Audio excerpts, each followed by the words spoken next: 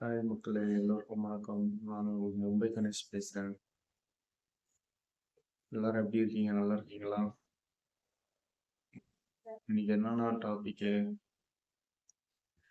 கல்யாணம் மட்டும் யாரும் பண்ணிக்காதீங்க. கல்யாணம் பண்ணீங்கன்னா உங்கள் லைஃபே நல்லா இருக்கும். நான் சொல்லிட்டு இதை என்னோட அனுபவத்தில் உங்ககிட்ட நான் சொல்கிறேன், புரிஞ்சுக்கோங்க. அது கல்யாணம் பண்ணாலும் அம்மாவும் பங்காளியும் ஒன்றா வச்சிருக்காங்க. அம்மாவும் முன்னாடியும் ஒன்றா வச்சீங்கன்னா அவங்க 2 பேரும் போடுற சண்டையில நம்ம மரண்டையை ஓட்டுவாங்க. இது மட்டும் இல்ல, அவன் ஒரு சைடு வந்து டார்ச்சர் கொடுப்பா, அவ ஒரு சைடு வந்து டார்ச்சர் கொடுப்பான், அம்மா வந்து ஒரு சைடு சார்ஜ்.